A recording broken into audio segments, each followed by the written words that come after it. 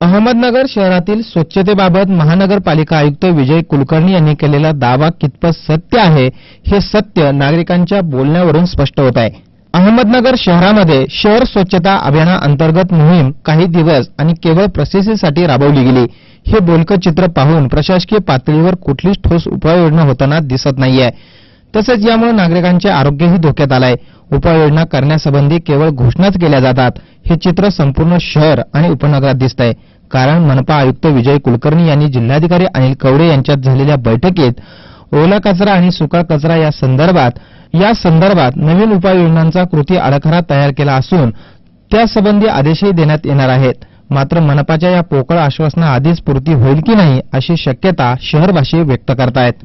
मनपाच्या या पोकळ आश्वासनांची पूर्ती होईपर्यंत शहरासह उपनगरात वाढणारा कचरा यंत्रणेअभावी जमा होत असल्याची जाहीर कबुली देत योजनेबाबत बोलताना आयुक्त विजय कुलकर्णी यांनी आपली प्रतिक्रिया व्यक्त केली। कचरा डेपो तिथून हलवणार रॅम्प आपण बांधण्याच्या दृष्टीने दुसरीकडे जागाही आपल्या नगरपालिकेची आहे आणि त्या ठिकाणीच आपल्याला जे नाट्यगृह उभारायचं आहे त्याच्यासाठी जागा देखील ती मोकळी होईल आणि त्या दृष्टीने तसं करतो। यंत्रणा जी आहे ती आपण जरी मान्य केलं थोडीफार कमी पडत असेल तरी त्याचं नियोजन आपण आता नवीन केलेलं आहे।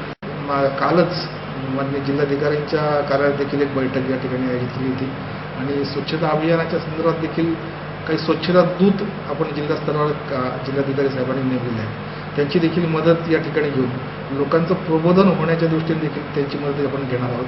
पण पुढे अशी आली की ही जे आपली प्रक्रिया जी आहे ही डायव्हर्सिफाय करायची, म्हणजे ओला कचरा आणि सुका कचरा हा ज्या ठिकाणी निर्माण होतो त्या ठिकाणीच त्याचं सेपरेशन करून फक्त जो कोरडा कचरा आहे म्हणजे तो कचरा गोळा करण्याची जबाबदारी महापालिकेने घ्यायची आणि त्या स्तरावर जिथे जिथे जागा उपलब्ध आहे त्या ठिकाणी छोट्या छोट्या स्तरावर लँड निर्माण करून तिथेच त्याचं ओल्या कचऱ्याचं आपण विघटन करून त्याची प्रक्रिया करायची आणि तो कचरा त्याच भागामधल्या एखाद्या गार्डन किंवा याच्याकडे वापरता येईल अशा पद्धतीची योजना आहे। आता काही प्रायोगिक तत्वावर एक साधारण 2 किंवा 3 वॉर्ड्समध्ये आपण ही स्कीम सुरू करण्याची आपली नियोजन आहे। तर शहरासह उपनगरातच महापालिकेच्या क्रीडा संकुलनामध्ये कचरा संकुलनाची उभारणी मनपाच्या वतीनं करण्यात आल्यानं नाट्यगृह आणि क्रीडांगणाचा प्रश्न देखील ऐरणीवर आला असून कचऱ्याबाबत मनपाच्या कुचकामी धोरणाबाबत बोलताना राजू पारख आणि संदीप बोडखे यांनी मनपाविषयी असलेली नाराजी व्यक्त केली आहे।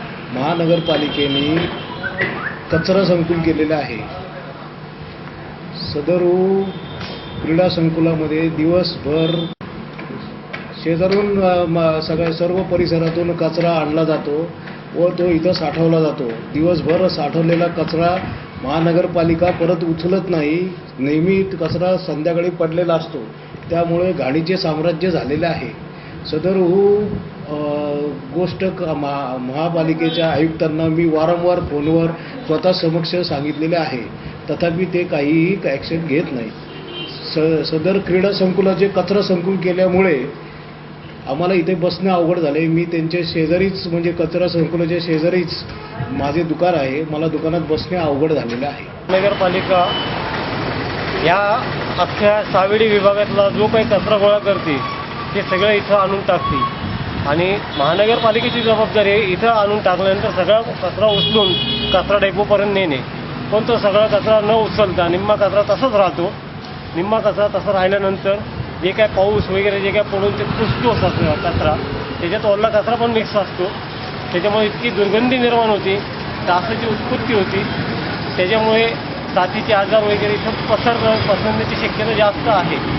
त्यामुळे ही महानगरपालिकेची जबाबदारी आहे हा कचरा जो आहे पूर्णपणे उचलणे, त्याची योग्य ती विल्हेवाट लावणे हे सर्वस्वी महानगरपालिकेची जबाबदारी आहे। मात्र प्रशासकीय पातळीवर कुठलीच ठोस उपाययोजना होत नसल्यानं मनपाची स्वच्छता मोहीम काही दिवस फक्त प्रसिद्धीसाठी राबवली गेली असल्याचं बोललं जात आहे।